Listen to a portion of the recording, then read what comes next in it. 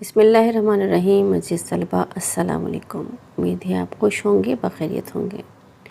بچوں آج ہم کلاس چہارم کی ہم دوسری جو نظم ہے اس میں شامل نعت پڑھیں گے اور اس کے مشقی سوالات کو حل کریں گے اور اسے سمجھیں گے بھی۔ اسٹوڈنٹ سب سے پہلے یہ جان لیتے ہیں کہ نعت کسے کہتے ہیں۔ ایسی نظم جس میں نبی کریم صلی اللہ علیہ وسلم کی تعریف بیان کی گئی ہو، ان کی خوبیوں کا ذکر ہو، اسے نعت کہتے ہیں۔ اسٹوڈنٹ صاحب کی کتاب میں شامل اس نعت کو مشہور شاعر ماہر القادری نے لکھا ہے، اور آپ اس نعت کو جب پڑھیں گے تو آپ کو اندازہ ہوگا کہ اس کے ایک ایک شعر سے شاعر کی نبی پاک صلی اللہ علیہ وسلم سے بے پناہ محبت اور عقیدت کا اظہار ہوتا ہے۔ چلیے بچوں ہم بھی اس کو پڑھتے ہیں اور سمجھنے کی کوشش کرتے ہیں۔ اس کا پہلا شعر ہے کہ سلام اس پر کہ جس نے بے کسوں کی دستگیری کی، سلام اس پر کہ جس نے بادشاہی میں فقیری کی۔ اس شعر میں شاعر نبی پاک صلی اللہ علیہ وسلم کو خراج تحسین پیش کر رہے ہیں، یا ان پر سلام پیش کر رہے ہیں کہ انہوں نے ایک ایسی شخصیت تھے جنہوں نے اس دور میں جو بے بس انسان تھے، یا ایسے انسان جن کا کوئی پرسان حال نہیں تھا، جن کو کوئی پوچھتا نہ تھا، جو بالکل دھتکارے ہوئے انسان تھے، ان کی مدد کی، ان کو اپنے سینے سے لگایا، ان کو اپنے پاس بٹھایا، ان کا سہارا بنا۔ بے کسوں کا مطلب ہے بے یار و مددگار، اور دستگیری کا معنی ہے مدد کرنا۔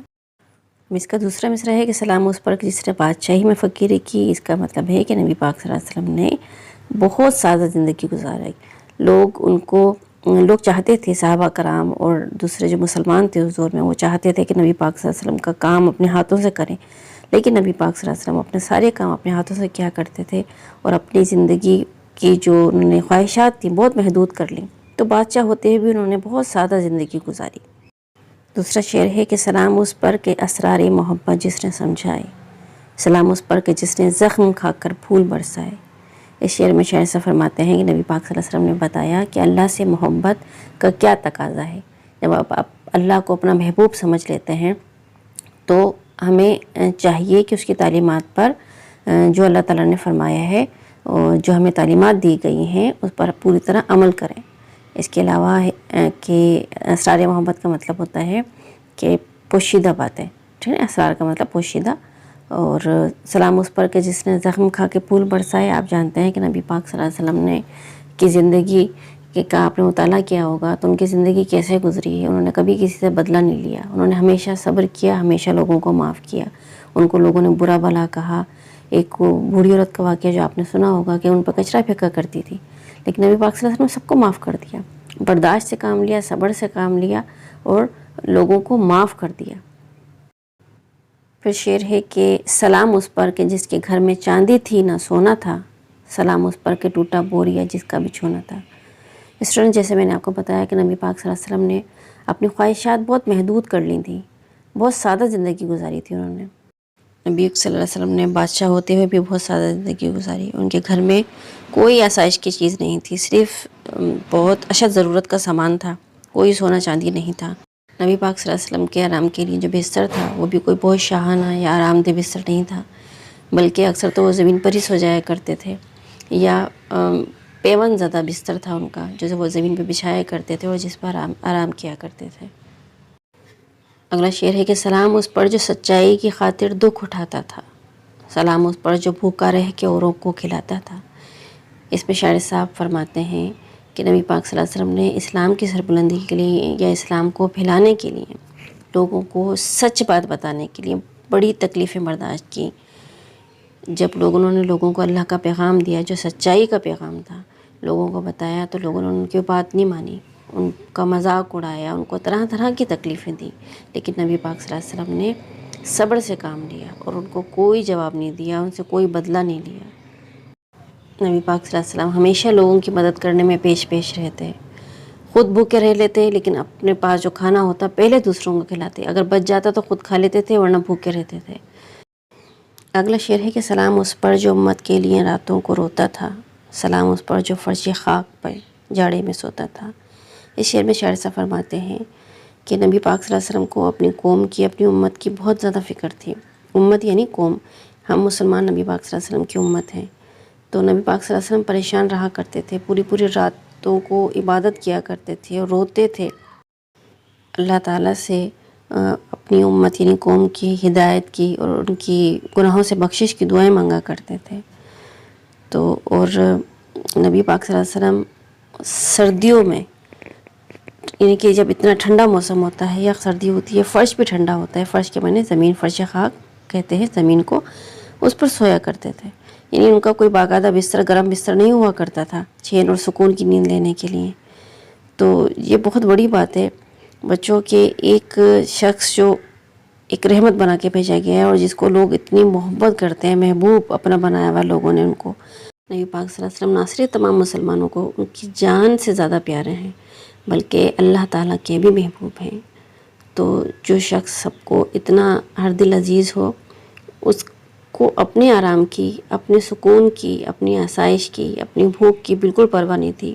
ان کی زندگی کا جو مطمع نظر تھا یا ان کی جو خوشنودی تھی وہ اللہ کی رضا تھی اور لوگوں کی مدد کرنا تھا، لوگوں کو کس طرح سے ہدایت پہنچانی ہے، اللہ کا پیغام پہنچانا اور کس طرح سے لوگوں کی مدد کرنی ہے۔ اگلا شعر ہے کہ سلام اس پر جو دنیا کے لیے رحمت ہی رحمت ہے، سلام اس پر کہ جس کے ذات فخر آدمیت ہے۔ فخر آدمیت کا مطلب ہے انسانیت کے لیے فخر۔ نبی پاک صلی اللہ علیہ وسلم پوری دنیا کے لیے رحمت بنا کے بھیجے گئے، اس لیے نبی پاک صلی اللہ علیہ وسلم کو رحمت للعالمین کہا جاتا ہے۔ اور نبی پاک صلی اللہ علیہ وسلم کی جو ذات مبارک ہے وہ فخر انسانیت ہے۔ نبی پاک صلی اللہ علیہ وسلم کی ذات میں اتنے اوصاف، اتنی خصوصیات جمع ہیں جو کسی اور انسان میں ڈھونڈے سے بھی نہیں ملیں گی۔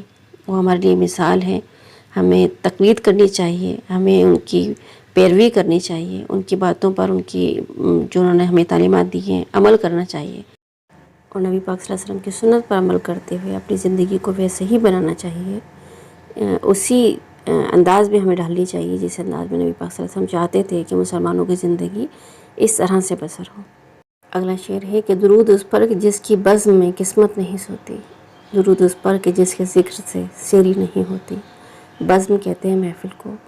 نبی پاک صلی اللہ علیہ وسلم پر کروڑوں درود و سلام، کہ نبی پاک صلی اللہ علیہ وسلم کا جتنا ذکر ادا کیا جائے، جتنا ذکر ان کو بار بار یاد کیا جائے، بار بار درود پڑھا جائے ان پر، تو دل نہیں بھرتا اور خواہش ہوتی ہے۔ تو اس کے لیے نبی پاک صلی اللہ علیہ وسلم نے یہ بھی فرمایا ہے کہ جو شخص مجھ پر ایک مرتبہ درود بھیجے گا، اللہ تعالیٰ اس پر 10 مرتبہ رحمت نازل فرمائیں گے۔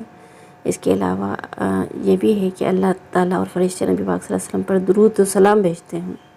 تو ایمان والو، تم بھی نبی پاک صلی اللہ علیہ وسلم پر درود و سلام بھیجا کرو۔ تو بچوں، درود شریف پڑھنے کو اپنا معمول بنا لیجئے، کیونکہ یہ بہت بڑا ذکر ہے، بہت بڑا ایک وہ ہے، نبی پاک صلی اللہ علیہ وسلم کو ہم تحفہ بھیجتے ہیں ان کی ذات اقدس میں، اور وہ ان تک پہنچتا ہے۔ تو اس کو اپنا عادت بنا لیجئے، اور یہ ایک روٹین میں شامل ہونا چاہیے کہ آپ جو بھی کام کریں اس سے پہلے آپ درود شریف پڑھیں، بسم اللہ الرحمن الرحیم پڑھیں اور پھر درود شریف پڑھیں، تو اس کے آپ کے کام سنور جائیں گے۔ آپ دیکھیے گا کہ آپ کے سارے کام سنور جائیں گے اس کی برکت سے۔ ایسا کرتے ہیں کہ پہلے ہم درود شریف پڑھ لیتے ہیں، اس کے بعد ہم مشقی سوالات حل کریں گے، ٹھیک ہے؟ تو جلدی سے آپ درود شریف پڑھ لیجیے۔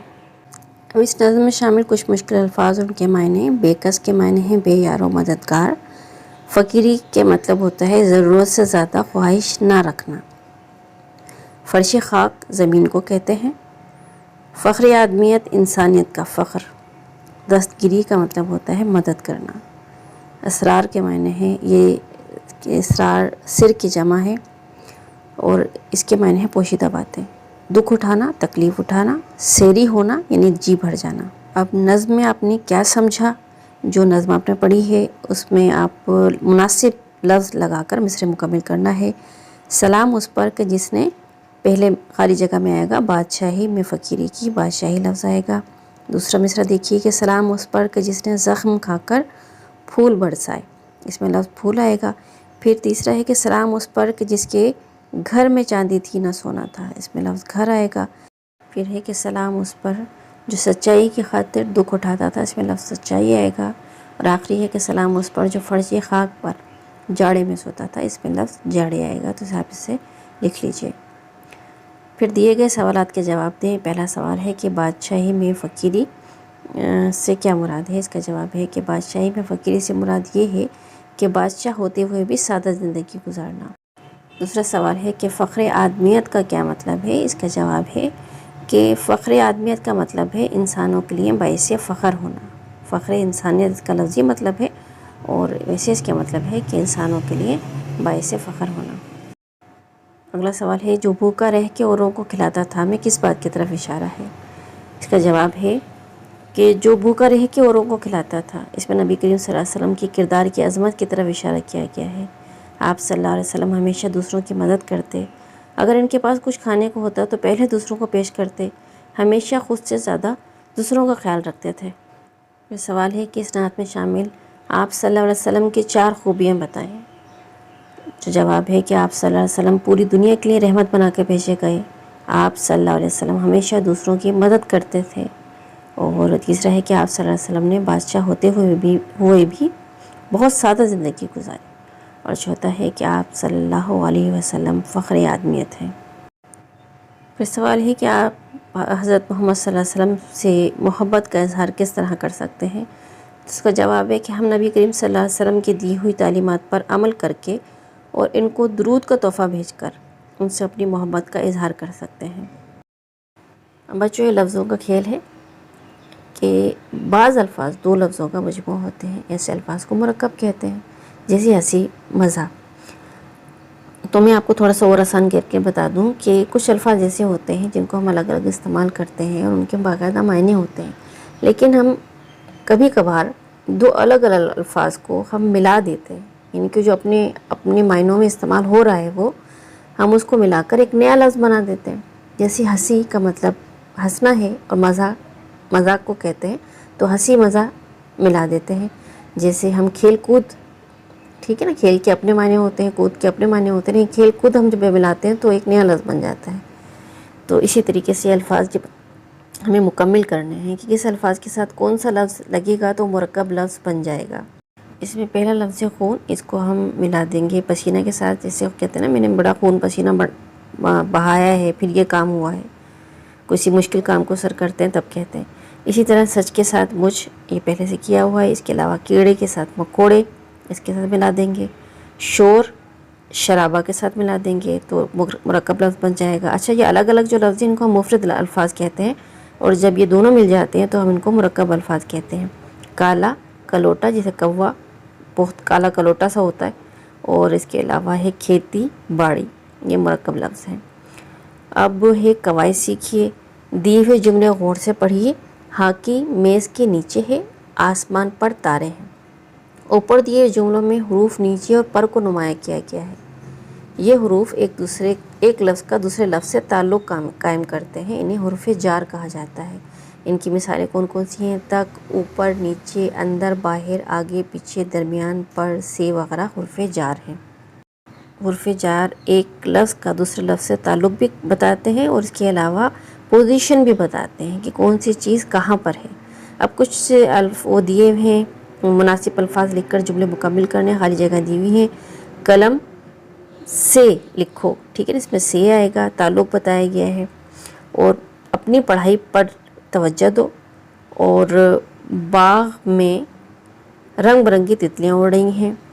میں نے صبح سے شام تک کام کیا، ٹھیک ہے، تو تعلق بتایا ہے، ایک لفظ کا دوسرے لفظ کے ساتھ تعلق بتا دیا گیا ہے۔ اب بچوں، ایک ٹاسک ہے کہ کچھ نیا لکھیں، اس میں حضرت محمد صلی اللہ علیہ وسلم کی سیرت کا کوئی واقعہ لکھیں۔ نبی پاک صلی اللہ علیہ وسلم کی سیرت مبارکہ کا ذکر کریں تو ہمارے سامنے بہت سے واقعات آ جاتے ہیں، لیکن آپ ایک وہ واقعہ لکھ سکتے ہیں درگزر کا، جس میں نبی پاک صلی اللہ علیہ وسلم پر ایک بڑھیا جو روزانہ کچرا پھینکا کرتی تھی، جب نبی پاک گزرا کرتے تھے تو اپنے گھر سے کچرا ان کے اوپر پھینک دیا کرتی تھی۔ تو ایک دن جب کچرا نہیں پھینکا تو نبی پاک صلی اللہ علیہ وسلم نے معلوم کیا کہ جو خاتون اس پر کچرا پھینکتی تھیں انہوں نے آج کچرا نہیں پھینکا، یعنی کہ بجائے اس سے بدلہ لینے کے اس سے پوچھا گیا تو پتہ چلا وہ بیمار ہے۔ پھر نبی پاک صلی اللہ علیہ وسلم اس کی تیمارداری کو گئے، اس کا خیال رکھا، تو وہ عورت نبی پاک صلی اللہ علیہ وسلم سے بہت متاثر ہوئی اور مسلمان ہو گئی، اور اس نے توبہ کر لی۔ امید کرتی ہوں آپ کو تمام مشکل سوالات اور تشریح سمجھ میں آ گئی ہوگی۔ ویڈیو کو لائک اور شیئر کرنا مت بھولیے گا، اور چینل کو اب تک سبسکرائب نہیں کیا تو سبسکرائب کر دیجیے۔ اپنا بہت سا خیال رکھیے اور یوں ہی دل لگا کر پڑھتے رہیے۔ اللہ حافظ۔